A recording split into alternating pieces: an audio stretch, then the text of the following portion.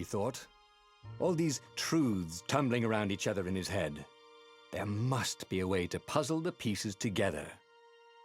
If he used everything he knew, he could discover a new path to destiny. The book's pages fluttered to the beginning once again, faster than before, and he fell. The clouds parted over the Isles of Boreas. It was time to choose. The rebellion was in trouble. Ravens were scouting for the secret rebel base. They needed a game changer. Pieces of the Sky Ripper had surfaced. Reynardo knew that using it could go catastrophically wrong, but he was sure he could figure out how to use it safely. Also, a temple had risen out of empty desert. The Iblis stone was hidden there. It was a dangerous artifact. It could corrupt its user into a bloodthirsty monster. Maybe he could find a way to use it, to take its power without surrendering to its wickedness. And also, his old friend Lupino needed rescuing. Of course, Reynardo had a pretty strong suspicion that Lupino had betrayed the rebellion, and he had a gut feeling that he needed to use that to his advantage.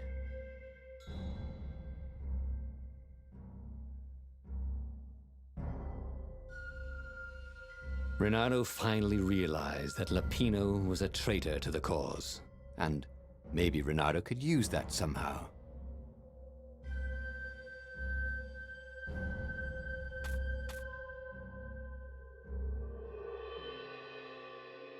Reynardo couldn't quite put his paw on when he'd realized Lupino was working for the Empire.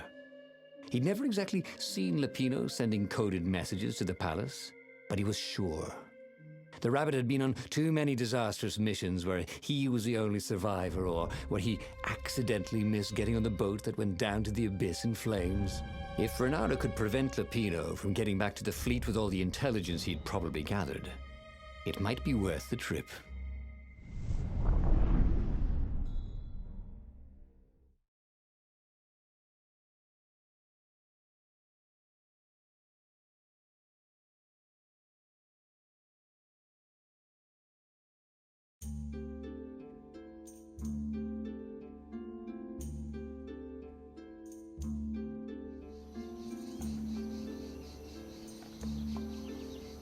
How had they come to this? They'd been on so many adventures together. Lupino had talked Reynardo out of prison at least 4 times, and Reynardo had rescued Lupino from at least 2 lynch mobs. Ooh, a workbench. Did he have any jewels he hadn't tried out? He had.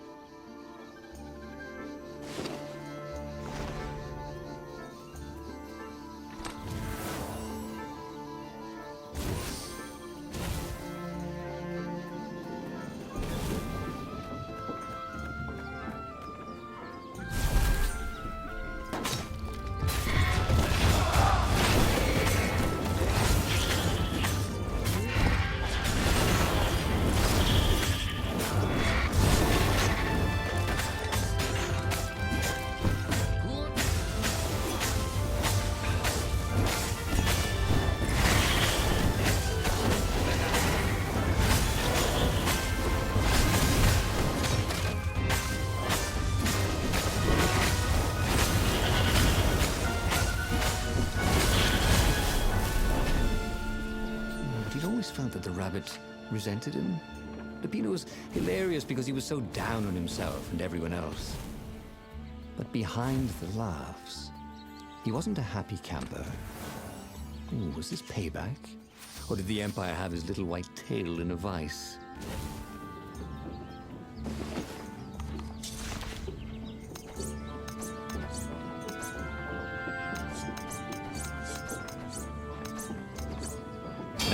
Slice the wings off a fly in the air. Not that he would. It's sort of mean, really.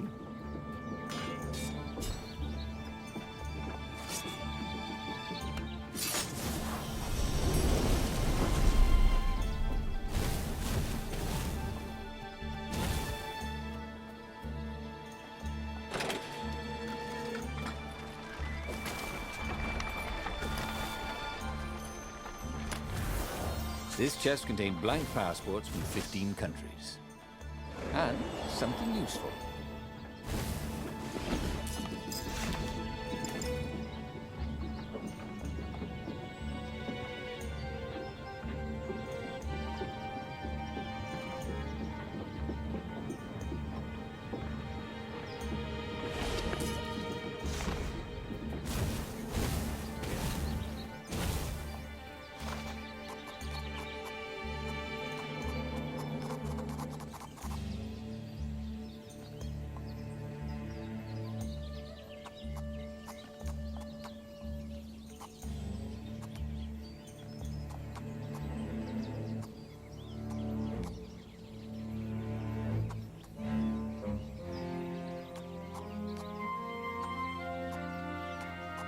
Haven't you always wanted to do that?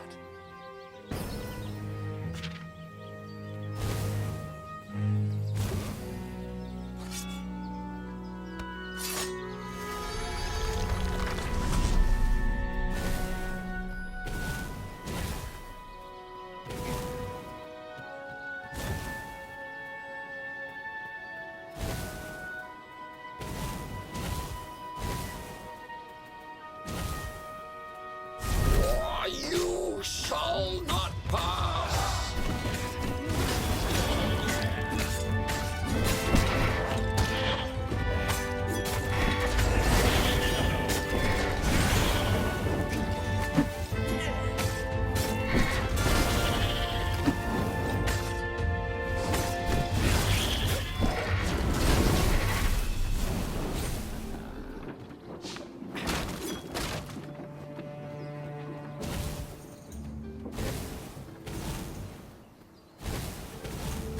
Haven't you heard? Goth is over.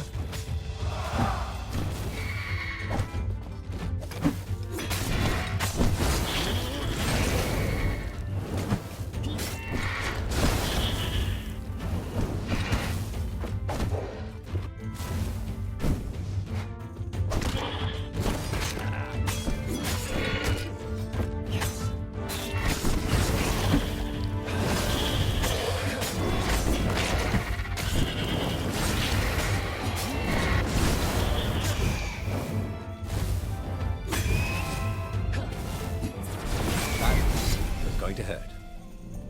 Actually, it already did. Peppino would betray him. The core was dangerous. And Reynardo had a fleeting idea that the two ideas went together somehow. And then it was gone again. Damn ideas.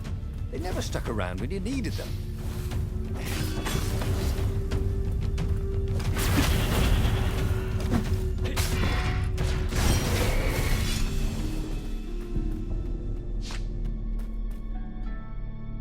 Bloody and exhausted, Reynardo finally reached Lapino. The rabbit was practicing shuffling his favorite deck. Now that he knew what the rabbit was, there were a few things about him that Reynardo didn't find so amusing anymore. You sent me an urgent message saying that you're in danger. Oh, I am. The ravens are coming. Now, I got a clever plan to kidnap Zenobia. Reynardo wanted to clap shackles on the rabbit and shout, "You're a traitor, and I'm not falling for it." But if there was one thing Reynardo was sure of, it was that the core of the Sky River was dangerous mostly to its user. If he could put it in the Emperor's hands, old Isengrim III might blow himself and his fleet up with it. Yes, that was it.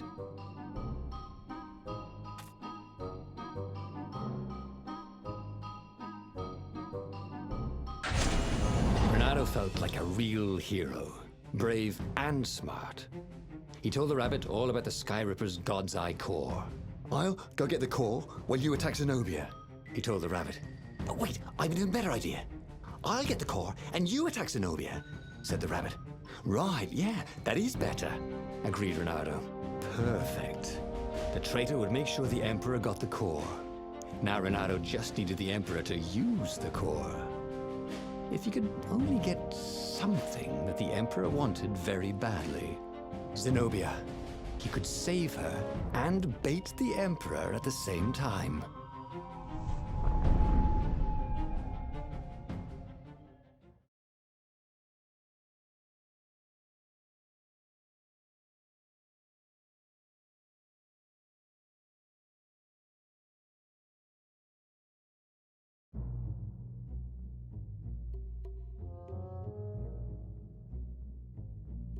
Right. Now, all Reynardo had to do was fight his way through Zenobia's invading troops, sneak onto her ship and into her bedroom, and kidnap her without any of her dozens of guards alerting her. Then he would rely on her love for him to convince her how evil her father was, so she'd run away with him instead of going back to her father, who was going to blow himself up. It did sound a little risky. But Reynardo had a feeling it would work out somehow. It always did.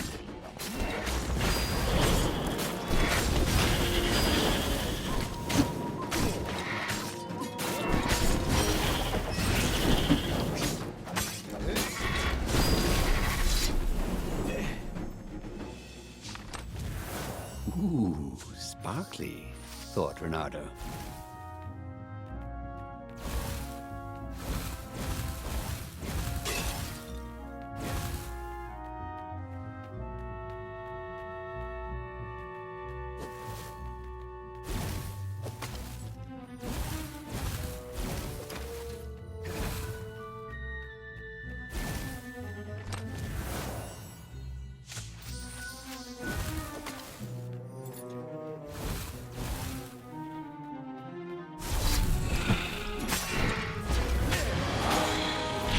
Say hi to gravity for me.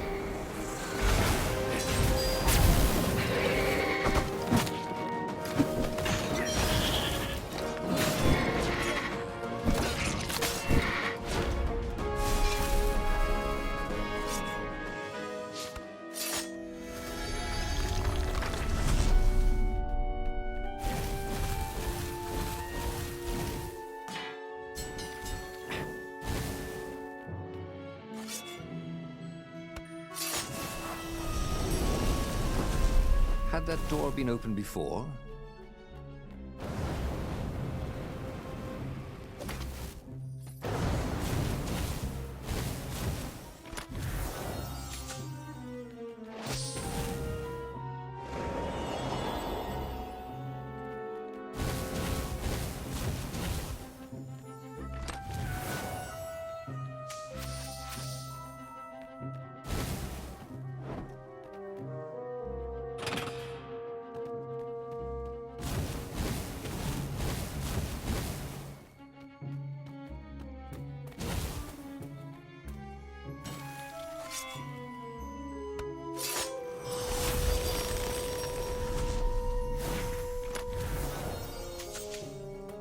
This stone was incredibly valuable. Reynardo could sense it. Also, it still had its price tag.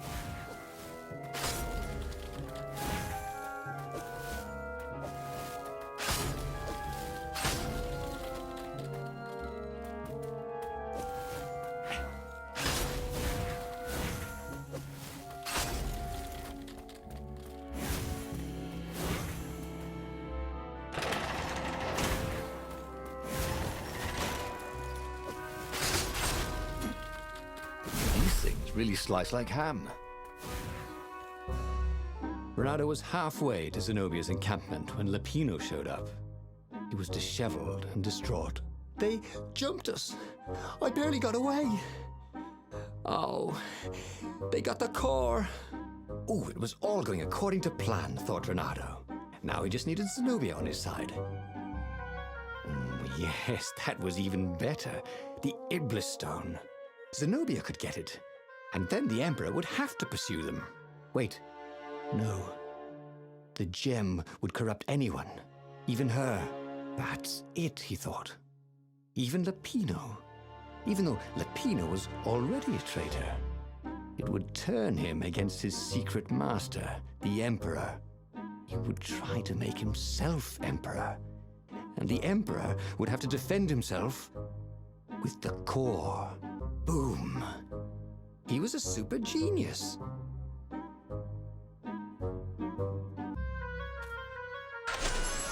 This is terrible, Reynardo told the rabbit.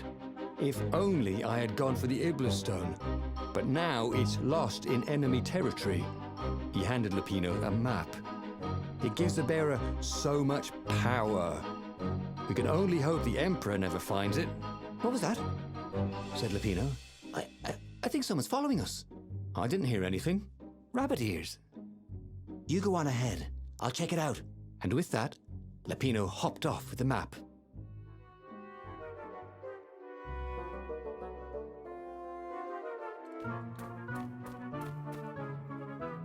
Where was a workbench when you needed one? Oh, never mind.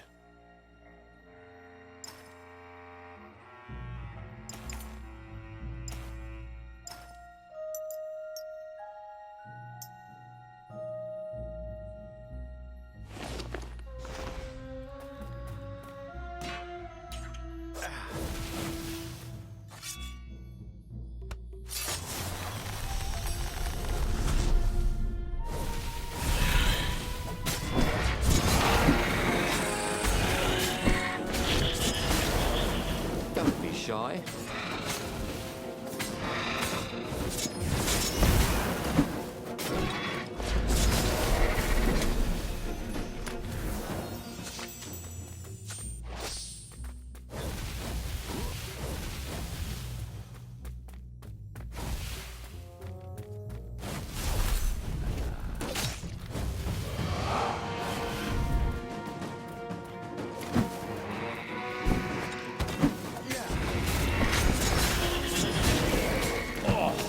Someone needs a bath.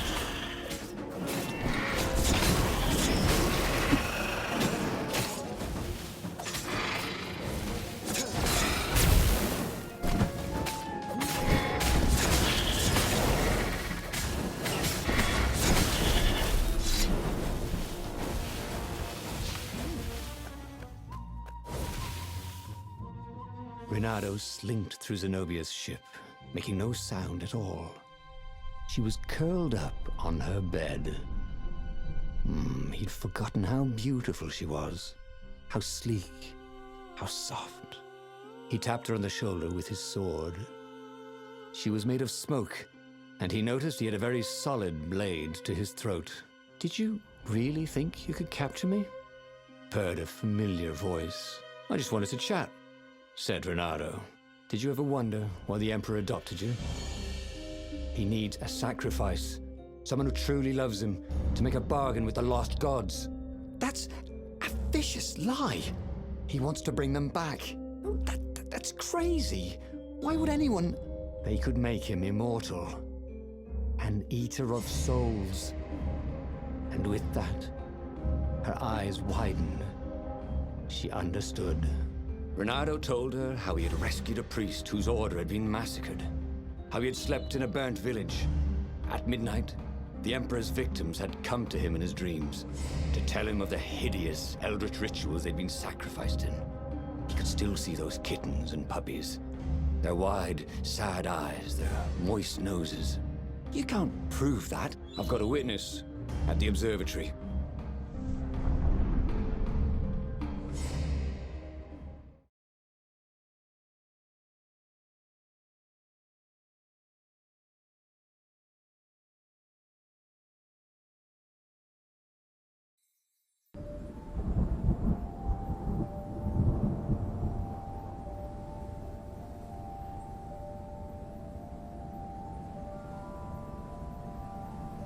He couldn't tell her, not yet, why he was really here. He didn't want her to be anywhere near the fleet when her father blew himself and Lapino up. So he told her about how the Emperor's obscene rituals had raised ancient artifacts out of the land. How he'd followed the appalling trail of the hideous horrors His Majesty had perpetrated for the sake of his own immortality. "Any of this ring a bell?"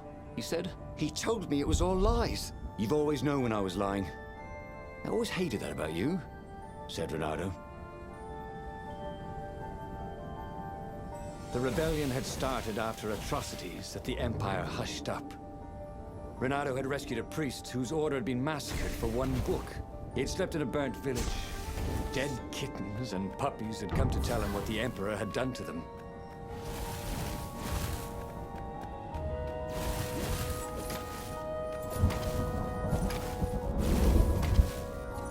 Hoped his hook didn't break.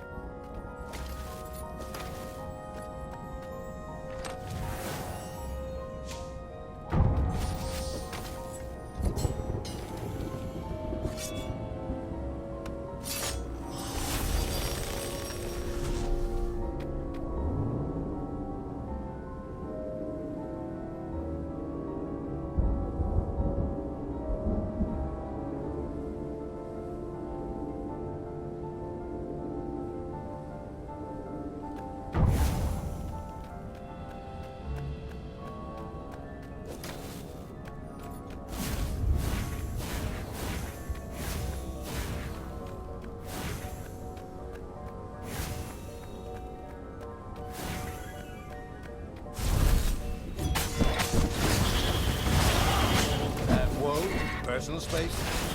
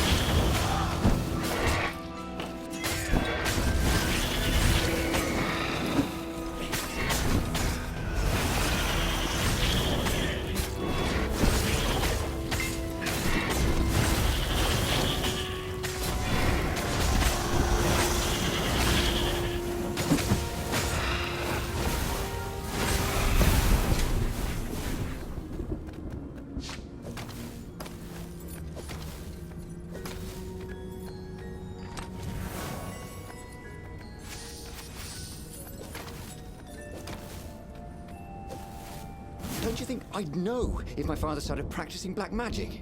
Why? Would you join in? No! I'd destroy his books and I'd... Oh, God.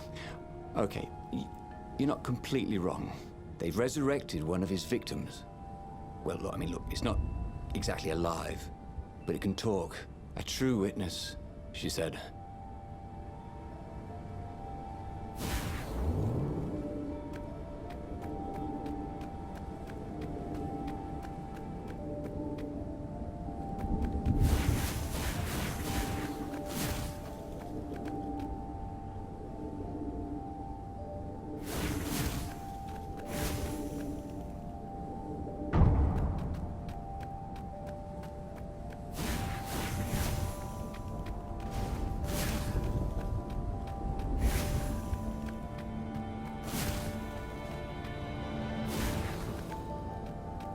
The platform used a hybrid propulsion system fueled by anti-gravity and wishful thinking.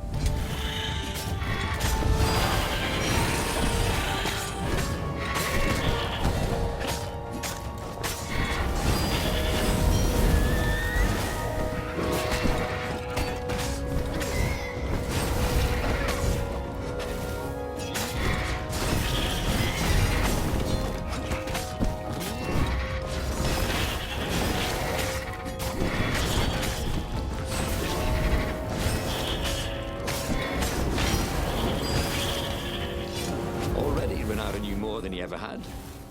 But about what?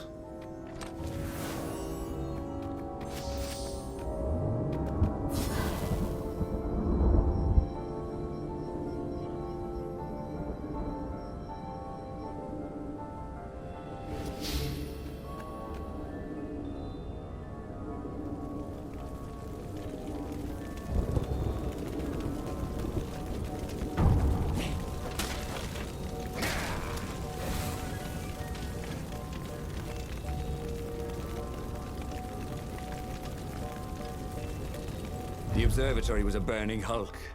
Dead scientists and black feathers everywhere. the ravens had taken special care to burn the reanimated witness to cinders. Zenobia stared at the carnage. He didn't want me to hear the witness, did he? I guess not. What's your plan? She asked. So, Reynardo explained his brilliant gambit. Sending Lapino to get the Iblis stone, become super powerful and corrupted, provoke the Emperor into using the core against him, thus blowing up both of them, and hopefully the fleet too. Let me visit your council, she said, shaken.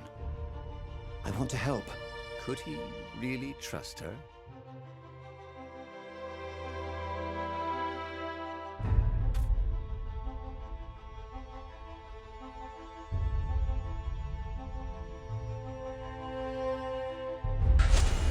She said she had an errand to run, so they met up sometime later in the mountains. She seemed different. It seemed she'd gone and knocked Lapino out with drowsy gas and taken the Iblis stone from him. Whoa, what? No, that wasn't a plan. I know. Your plan was terrible. Now where's the council? Couldn't we just go somewhere? Quiet, Talk this over? You lying son of a bitch. They're not here. Her sword was bloody. I told you the truth. Well, mostly. I'm going to kill my father now. But first, I'm going to kill you. And that is exactly what she did. He tried something bold and paid the price for it.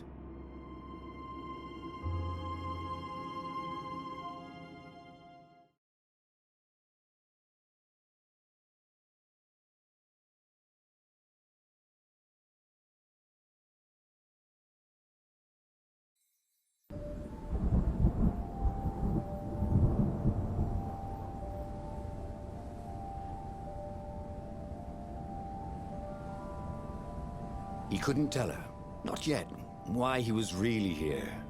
He didn't want her to be anywhere near the fleet when her father blew himself and Lapino up.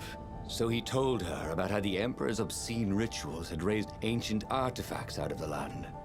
How he'd followed the appalling trail of the hideous horrors His Majesty had perpetrated for the sake of his own immortality. Any of this ring a bell?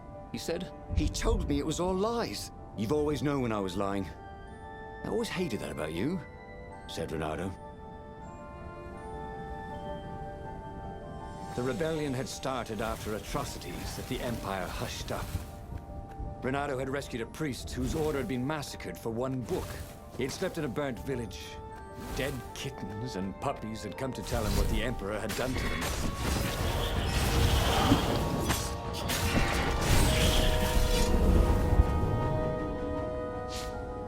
Reynardo wondered what would happen if he jumped. Would he be rescued by an emergency platform?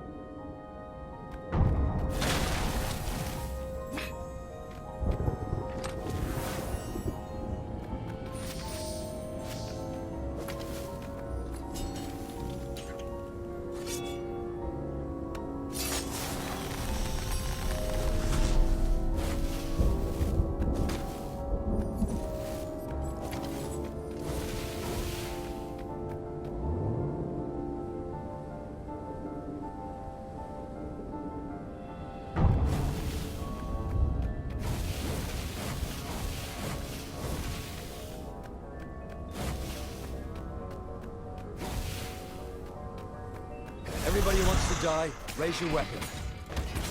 All right.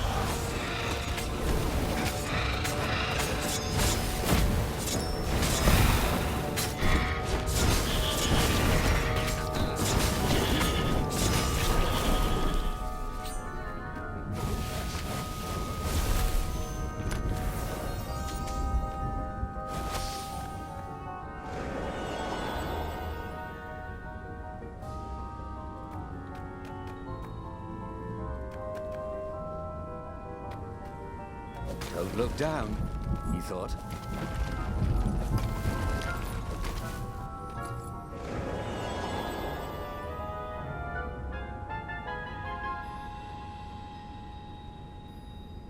Don't you think I'd know if my father started practicing black magic? Why? Would you join in? No! I'd destroy his books and I'd... Oh, God. Okay, you're not completely wrong. They've resurrected one of his victims. Well, look, I mean, look, it's not exactly alive, but it can talk. A true witness, she said.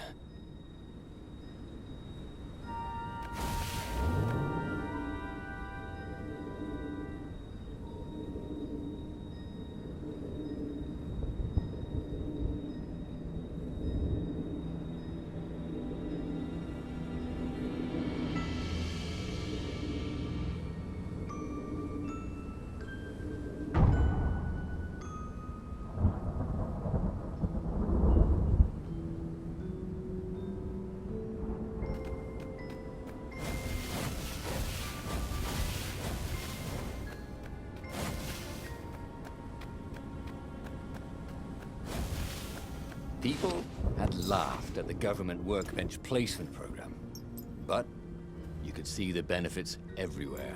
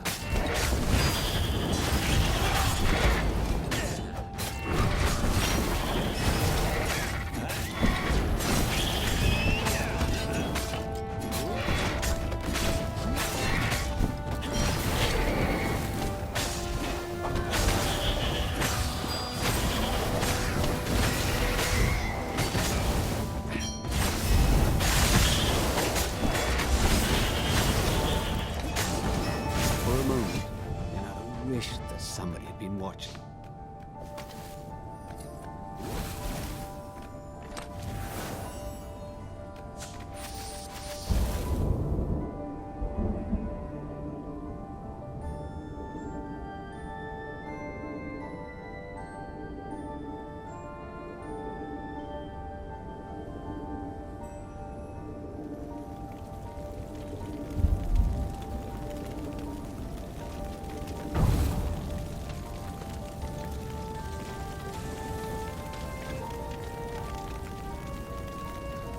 The observatory was a burning hulk.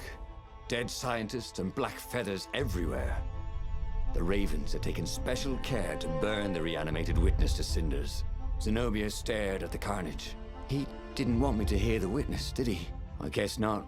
What's your plan? She asked. So, Reynardo explained his brilliant gambit. Sending Lapino to get the Iblis stone, become super powerful and corrupted, provoke the Emperor into using the core against him, thus blowing up both of them, and hopefully the fleet too. Let me visit your council, she said, shaken. I want to help. Could he really trust her?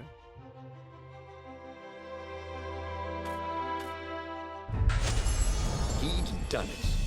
He'd made Zenobia see how evil her father really was. He wished she didn't feel this urge to join in the rebellion. After all, he'd taken care of the Emperor, right? Yeah, but she'd always been conscientious like that. She told him she had to go somewhere first.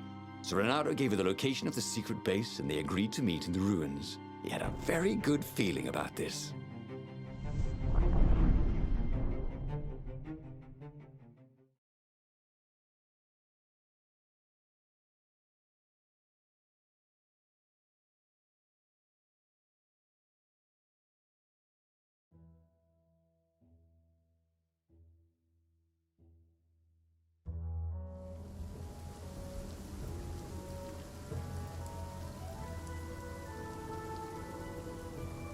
What had Zenobia gone off to do? What was more important than meeting the rebel council? Had he made a mistake, sending her to the ruins? No. He knew they could trust each other. He could trust her because she never broke her word. And she could trust him because she could see right through him. Well, she'd probably be there well before him. She at least didn't have to fight her way through rainstorms of ravens.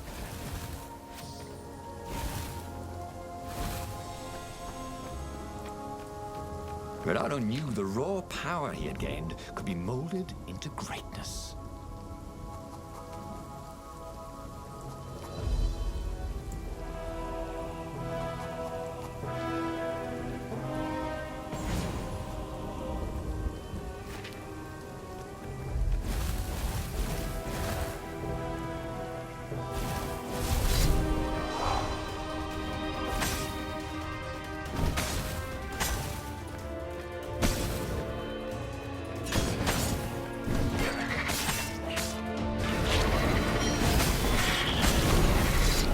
Burnt fur. His. No skateboarding, the sign said.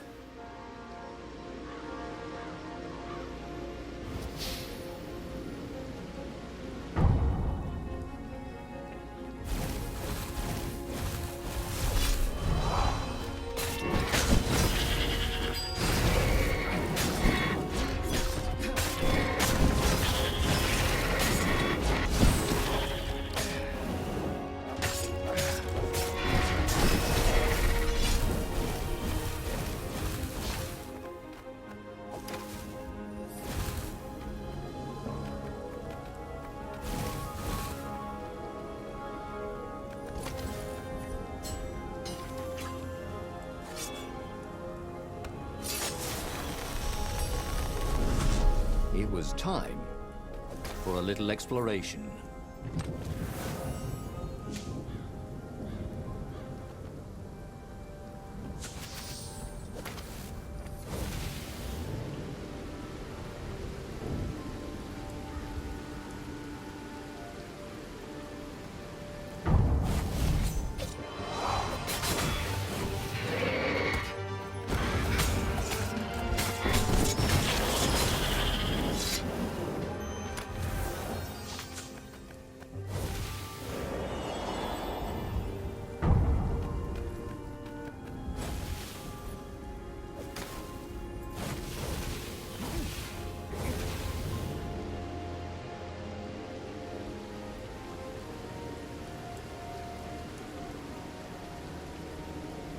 So that's what they meant by a firewall.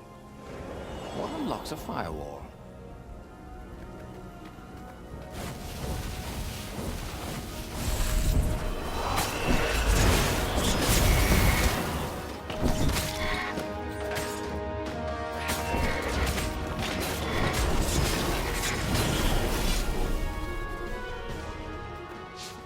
As he came around the bend, there was Lupino, unconscious on the side of the path. And Reynardo could smell a familiar, sweet, smoky scent. Who? Zenobia. It had to be. She never used a combat spell when she could use drowsy gas. That meant she had the Iblis Stone. What would it do to her? She hated her father now. She'd kill him for sure. The council wouldn't mind if she killed the Emperor, but murdering her father would destroy her. He had to get to whatever ledge she was on and talk her down from it.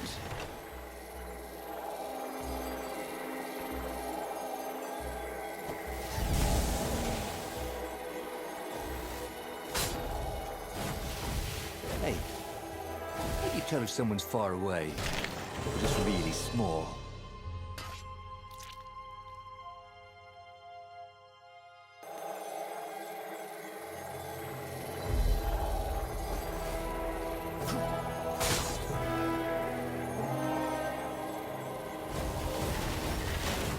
Long stairs.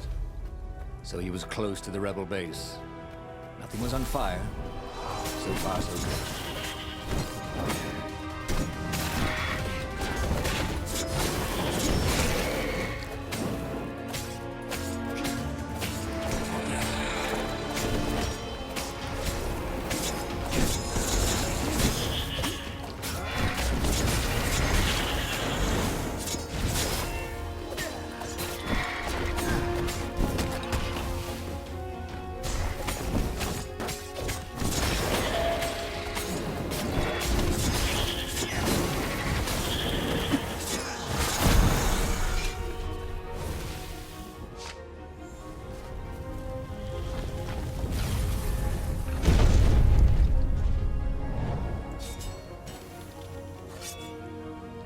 Is a very cool sword, thought Reynardo. No, seriously. He couldn't feel his paw anymore.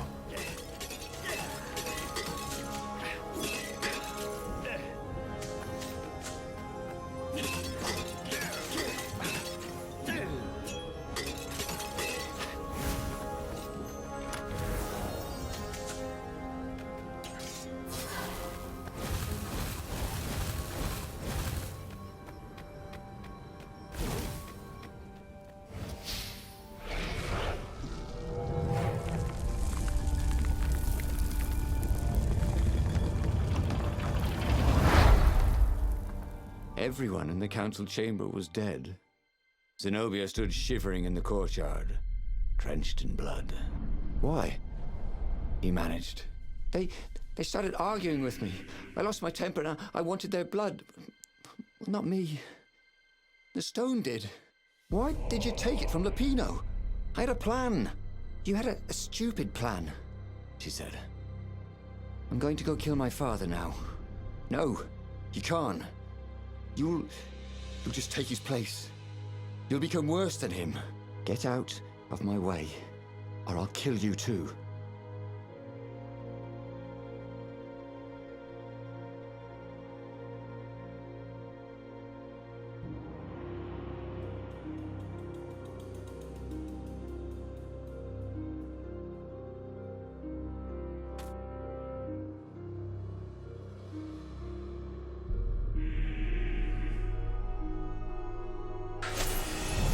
won't kill me, he said. And I won't let you kill the Emperor. Enraged, she raised the sword. You hate him too? He could sense the Iblastone, yearning for his death. But she didn't strike. If you kill him, it'll destroy you. I know you. Shut up! She shouted, her sword trembling. I won't lose you again. Not for anything. Get away from me, he said, and he was very close. I can't lose you again. And he was in reach of her sword now. I hate him! I hate you too! I love you, he said for the very first time. And then she was weeping. He was holding her. The sword had dropped from her hand. He glanced at the Iblastone. It was no longer the black of the void. It looked like coal. No. It glowed, like a cinder. It was crackling, burning, crumbling into ashes. You've always loved me, haven't you? She said. She was weak. The stone had taken so much from her. Always, he said. She staggered as he helped her up. Let me take you away. Where? The island of Avalon. The sisters will heal you. He'll follow us. Then we need the Farfarer, the fastest ship in the Empire.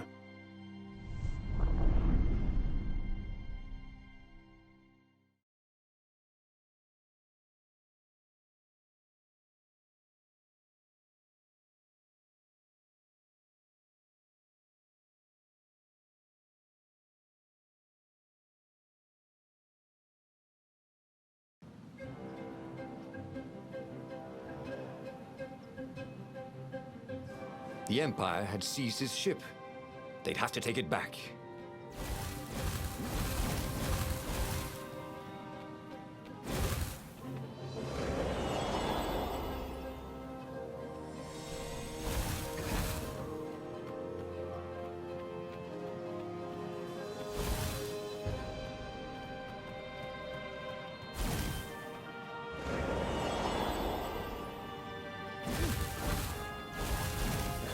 The portal was heavily guarded.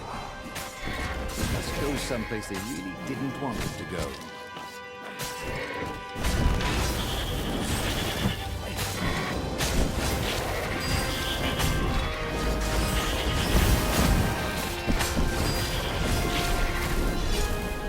Zenobia was in no shape to fight.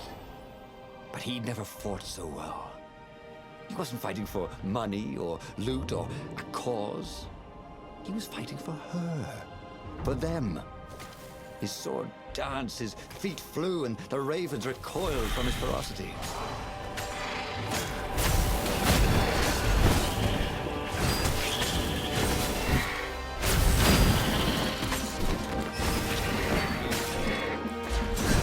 I hear the dead, silent type.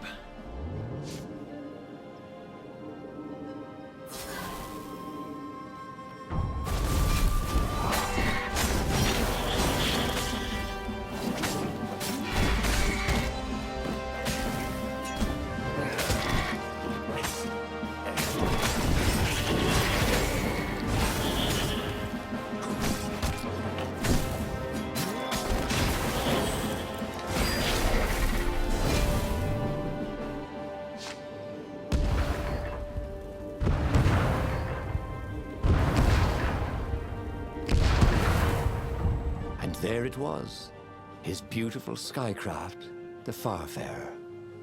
They would fare very far indeed, beyond the Empire, beyond the reach of the Empire, to the mystical island of Avalon. He didn't know exactly where it was, but he knew he could find it. And they would find peace there. Second star on the right, and straight on till morning, laughed Zenobia. And they laughed together for the first time in a long time.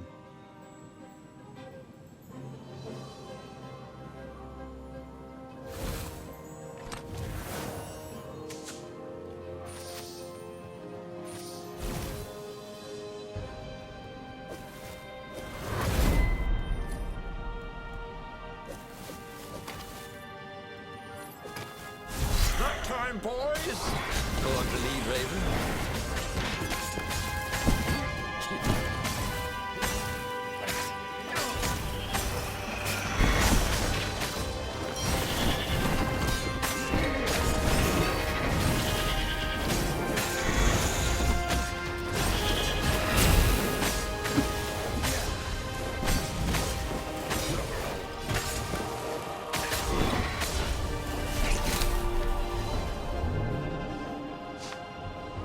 Imagine if you built a house on one of these things. Oh, it'd be amazing. It would be like having a boat.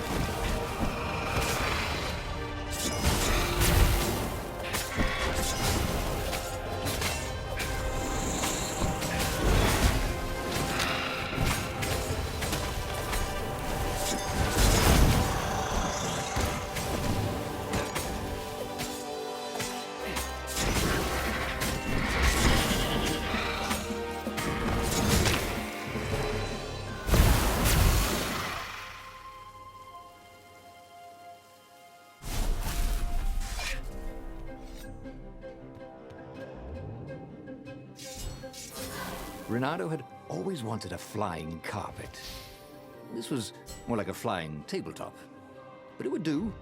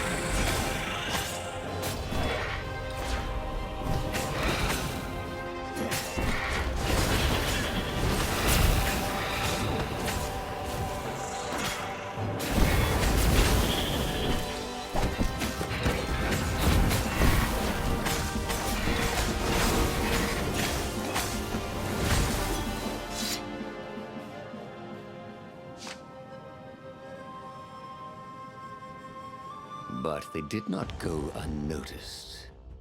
Scout ships lifted off, and the long lance of the Imperial flagship. Reynardo turned downwind to gain speed. The Raven ships could pursue, but they couldn't close. The Farspeaker croaked, "Return her and live!" "Go sacrifice yourself," yelled Reynardo. "Then you won't have her either." On the flagship, the Emperor was readying some arcane weapon. It couldn't be. It was the core. A devastating beam lanced out of the flagship. Reynardo zigzagged wildly to keep the Farfare out of it. Now the Raven scout ships were closing the distance, and the beam was getting closer too. Then came a blinding flash, and the air was searingly hot all around him. There was a thunderous, deafening roar. He could smell burnt oak and burnt feathers and burnt flesh. But when he could hear and see again, they were alive and unhurt. And they were alone in the sky. Zenobia embraced him. They had done it. Through luck and through love, they had won the war. "Avalon, here we come," he said as he held her arms wide in the prow of the boat and let her feel its speed. "Maybe the real Avalon is wherever we're together," she said. And so, after a bit of an argument, Reynardo and Zenobia went to one of the two Avalons. The one shrouded in mists, or the one in their hearts. But which one they went to, I'll never tell. He'd done it. He'd forged his own destiny. Well, he hadn't actually done it, but he knew what he would do. Reynardo smiled at the book. He practically wanted to kiss it. The kid's sacrifice hadn't been in vain. He'd saved the book and saved the world. Reynardo owed him and his mother so much. Reynardo lowered the mainsail and let the Farfarer shoot forward in the breeze. Second star to the right, and straight on till morning. This time, he would win.